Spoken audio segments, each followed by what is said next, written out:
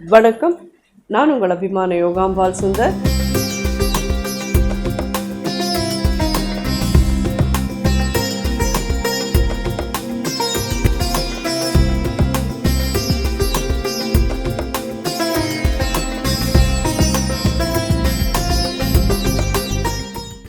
இன்னியோட வீடியோவில் நம்ம என்ன பார்க்க போகிறோம்னா, நம்ம பயத்தம் பருப்பு நேத்திக்கு செவக்க வறுத்து வச்சோம் இல்லையா, அதோட இதை எடுத்துகிட்டு இந்த மனோப்பு தேங்குழல், அதான் முள்ளு தேங்குழல் எப்படி வேணால் சொல்லலாம்.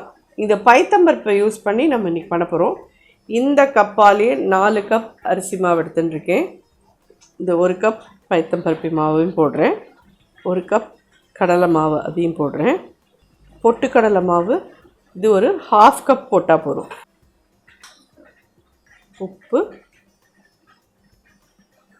ஒரு 3/4 டீஸ்பூன் போடுறேன், பெருங்காயப்பொடி ஒரு 1/2 டீஸ்பூன். இது கருப்பெள்ளு போட்டு பண்ணினேன்னா நல்லாயிருக்கும். ஒரு 1 டீஸ்பூன் அளவுக்கு கருப்பெள்ளு போடுறேன், ஒரு டேபிள் ஸ்பூன் பட்டர். அடுப்பை பற்ற வைக்கலாம். இது ஃப்ரெஷ் அண்ட் க்ரஷோட தேங்காய் எண்ணெய். தேங்காய் எண்ணெயில் வந்து முள்ளு தேங்குழல், உத்தமா தேங்குழல்லாம் பண்ணினேன்னா ரொம்ப ரொம்ப நல்லாயிருக்கும். ஸோ அதுவும் ஃப்ரெஷ் அண்ட் க்ரஷோட எண்ணெய் நிச்சயமாக நல்லாயிருக்கும். யாருக்கெல்லாம் தேவையோ அவளோட டீட்டெயில்ஸ் எல்லாம் டிஸ்கிரிப்ஷன் பாக்ஸில் இருக்குது, பார்த்து நீங்கள் வாங்கிக்கலாம். ஸோ இதெல்லாத்தையும் ஃபஸ்ட்டு நல்லா மிக்ஸ் பண்ணிக்கலாம். இதில் பொட்டுக்கடலை மாவு நம்ம போட்டிருக்கிறதுனால வெண்ணெய் நல்லா ஒரு டேபிள் ஸ்பூன் 1.25 டேபிள் ஸ்பூன் போட்டேன்னா போகிறோம். அதுக்கு மேலே போடாதீங்க, ஏன்னா அப்படியே நுரைச்சி வரும், எண்ணெயை குடிக்கும். அப்படியே பொட்டுக்கடலை மாவு இருந்தால் வெண்ணெய் கொஞ்சம் கம்மி போட்டுட்டாலே போகிறோம் நமக்கு. ஃபஸ்ட்டு உப்பு இது எல்லாமே நல்லா மிக்ஸ் பண்ணிவிடுங்க. நாங்கள் இதில் காரப்பொடி போட்டுக்க மாட்டோம். யாருக்கான இது காரமாக வேணும் இந்த முறுக்கு அப்படின்ற மாதிரி இது இருந்ததுன்னா நீங்கள் இதில் காரப்பொடி யூஸ் பண்ணிக்கிறீங்களா பண்ணிக்கோங்க. அதேமாதிரி அரிசி மாவு வந்து நான் பதப்படுத்தின மாவோ அது இல்லாமல் இல்லை, கடையிலேருந்து ரெடிமேடாக வாங்கின அரிசி மாவில் தான் பண்ணுறேன். இதுக்கு வந்து நம்ம ஒரு 1.5 கப் கிட்ட தண்ணி தேவையாக இருக்கும். அதாவது இது அரிசி வந்து உங்களுக்கு ஒரு அரிசி ஒரு மாதிரி தண்ணி இழுக்கும், அதனால் நீங்கள் பார்த்து பிசைஞ்சுக்கோங்க. அட் த சேம் டைம் உங்களுக்கு தோல் வலிக்காத புழியறதுக்கும் ஈஸியாக இருக்கணும், அந்த மாதிரி பிசைஞ்சுக்கோங்க. ரொம்ப ஈஸியாக இருக்கணும் அப்படின்னு லூஸாக பிசைஞ்சுட்டேன்னா எண்ணெய் வாருன்னு வரும், புழியறதுக்கு ஈஸியாக இருக்கும். இல்லைன்னு நான் சொல்லலை, எண்ணெய் தனியும் நீங்கள் 2 தடவைக்கு ஒரு தடவை எண்ணெய் விட்டுட்டே இருக்க முடியாது ஆகும். அப்புறம் எண்ணெய் தனியும் ரொம்ப தங்கிகிட்டே இருந்ததுன்னா சீக்கிரமே சிக்கு வாசனை வரும். அதனால் கொஞ்சம் கூடிய மட்டும் இதெல்லாம் கேர்ஃபுல்லாக பார்த்து எவ்வளோ தேவையோ அவ்வளோ விட்டுக்கோங்க. எண்ணெய் பிசைஞ்சிட்டோம், இந்த லெவலில் இருந்தால் போதும், கரெக்டாக இருக்கும். அது புளியார் எடுத்து வச்சிடலாம். புழியிற குழாயை ரெடி பண்ணிவிட்டு உங்களை வந்து பார்க்குறேன். ஸோ நீங்கள் டிரெக்டாக எண்ணெயில் புழியிறது கஷ்டமாக இருக்கும் அப்படிங்கிறவாளுக்கோசரம் இது பண்ணுறேன். ஏன்னா எனக்கெல்லாம் பழக்கம், கையில் எண்ணெயோட ஆவி அடித்தாலும் அப்படியே சுற்றி இது பண்ணிவிடுவேன். அப்படி இல்லைங்கிறவாளுக்கு இந்த மாதிரி பண்ணிக்கோங்க.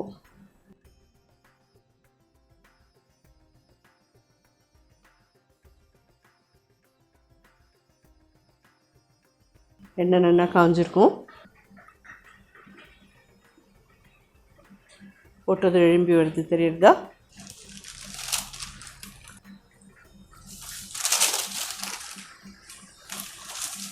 மீடியம் ஹையில் வச்சுக்கோங்க. போட்டதுக்கப்புறமா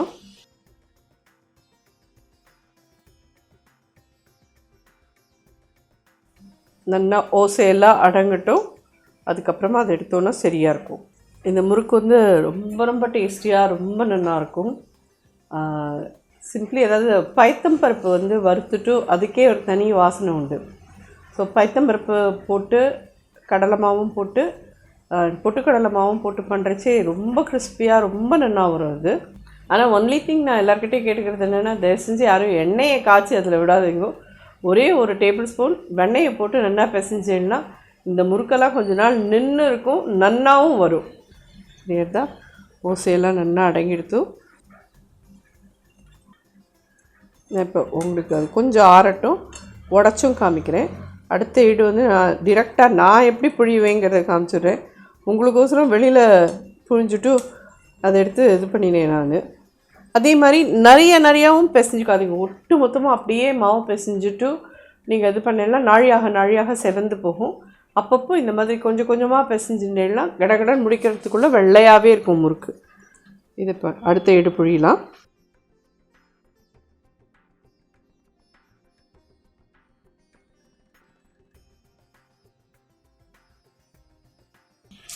எனக்கெல்லாம் அப்படியே ஆச்சு ஒரு இடுக்கு ஒரு முறுக்கு எனக்கு அப்படியே புழிஞ்சு பழக்கம். உங்களுக்கோசரம் சின்னதாக வெளியில் சுற்றிட்டு கையில் எடுத்து போட்டு காமிச்சேன். அது தெரியுதா? கிறிஸ்பியாக அவ்வளோ ஜோராக இருக்குது. எண்ணெயும் குடிக்கல பாருங்கள், கையிலையும் எண்ணெய் ஒட்டவே இல்லை சுத்தமாக. கரெக்டான பக்குவத்தில் கரெக்டான அளவில் பண்ணியிருக்கோம் நம்ம. ஸோ இந்த முழு தேங்குழல் நிச்சயமாக எல்லாேருக்கும் மனோப்புன்னு சொல்லுவாது, எல்லாேருக்கும் இது கண்டிப்பாக பிடிக்கும்.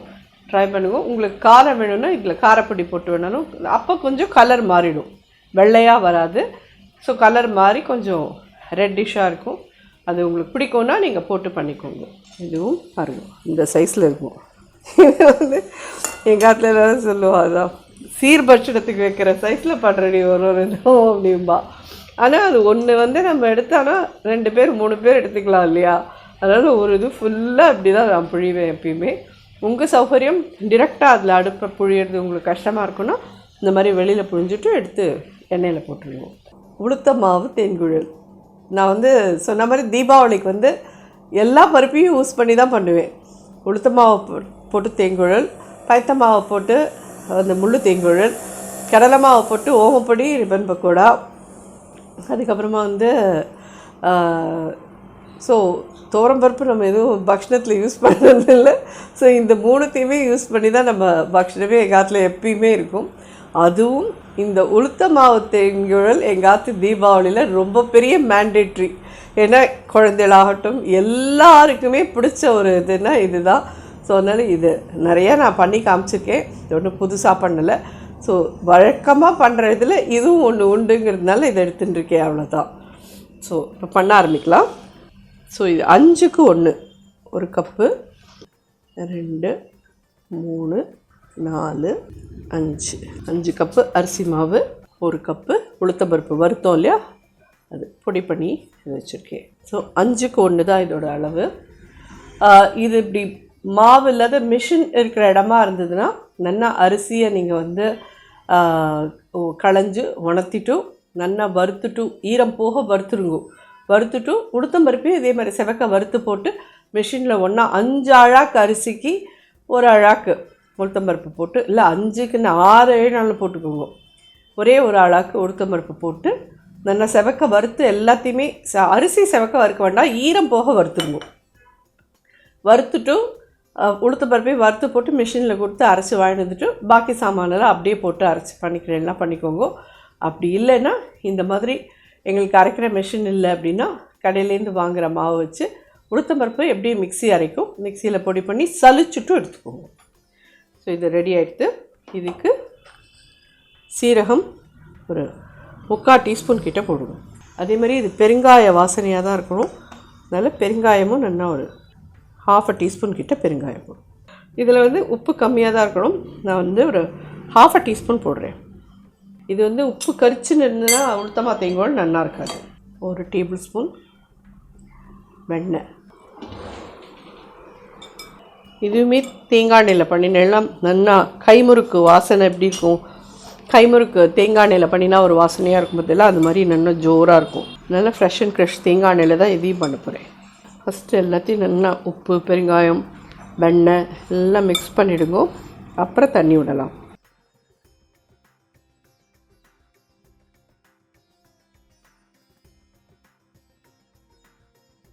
இது வந்து நானாக இருந்தால் இந்த லெவலில் பிசைஞ்சிடுவேன், ஏன்னா 1.5 கப் தண்ணி தான் விட்டுருக்கேன். பட் உங்களுக்கெல்லாம் இவ்வளோ டைட்டாக பண்ண முடியாது, கொஞ்சம் தண்ணி விட்டுக்கோங்க. ஒன்றும் இல்லை, தண்ணி ஜாஸ்தியாக போச்சுன்னா எண்ணெய் நிறைய குடிக்கும், அவ்வளோதான். கொஞ்சம் பெருசாக 3 அச்சு இருக்கும், இல்லைன்னா இந்த மாதிரி பெருசாக அச்சு இருக்கும், அதை எடுத்துக்கோங்க.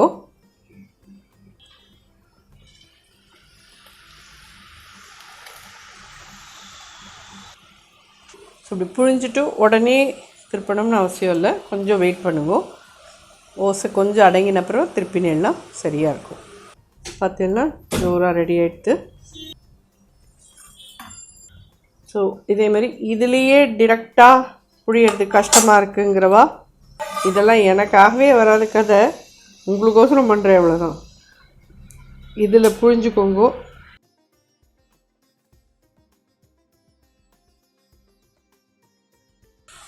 இதெல்லாம் எனக்கு அதுலேயே புழிஞ்சாலே எனக்கு அழகாக வரும். ஒரு சைடில் நல்லா கொஞ்சம் ஓசை அடங்கட்டும், அடுத்த சைடு திருப்பி விடலாம். தேங்குழல்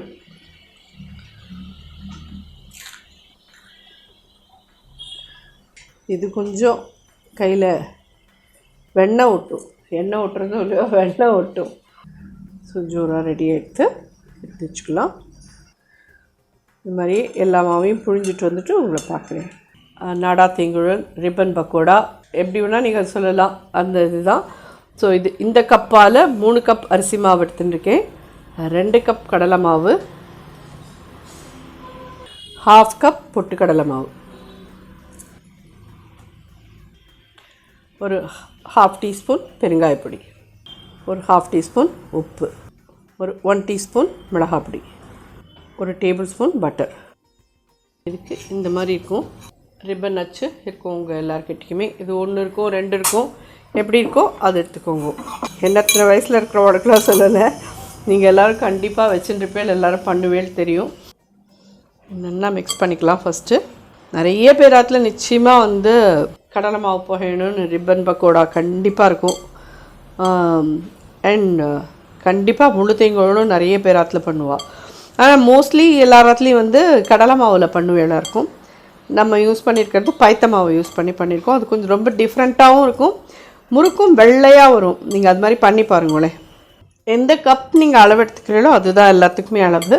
ஸோ நம்ம ஒரு சின்ன கப்பு இன்றைக்கி சாம்பிளுக்கு எடுத்துன்னு இருக்கோம். நீங்கள் நல்லா நிறையா வேணும் அப்படின்னு சொன்னால் அது தகுந்த மாதிரி அளவு எடுத்துக்கோங்க. ஆனால் நீங்கள் கொஞ்சம் கொஞ்சமாக மாவை நல்லா உப்பு, உரப்பு, பெருங்காயப்பொடி எல்லாத்தையும் போட்டு பிசைஞ்சிருங்கோ. இந்த அளவுக்கு கொஞ்சம் கொஞ்சமாக மாவு பிசைஞ்சு பண்ணுங்க. ஏன்னா நாழியாக கை போட்டு பிசைகிறோம் இல்லையா, அந்த சூடில் மாவு புளிச்சு போகிறதுக்கு சான்ஸ் இருக்குது.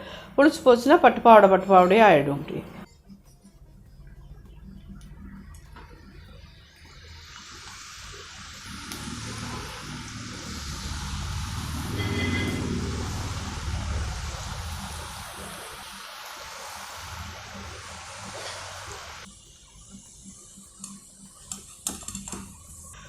நல்லா பொன்னிறமாக விட்டு எடுத்துக்கோங்க. இது அளவு சரியாக இருக்கும். 3 கப்பு பச்சரிசி மாவு, 2 கப்பு கடலை மாவு, ஒரு 1/2 கப் கிட்டக்க பொட்டுக்கடலை மாவு. இதை போட்டுட்டு உங்களுக்கு தேவையான அளவுக்கு காரம், உப்பு, பெருங்காயப்பொடி, வெண்ணெய் எல்லாம் போட்டு புழிஞ்செல்லாம் நல்லா ஜோராக வரும். கண்டிப்பாக ட்ரை பண்ணுங்க.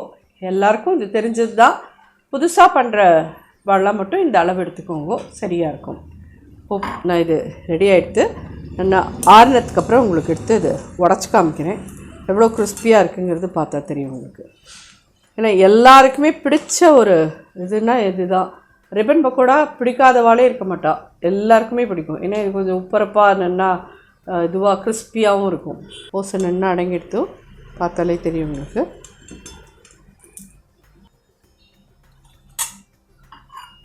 ஸோ ஜோரான ரிப்பன் பக்கோடா ரெடி.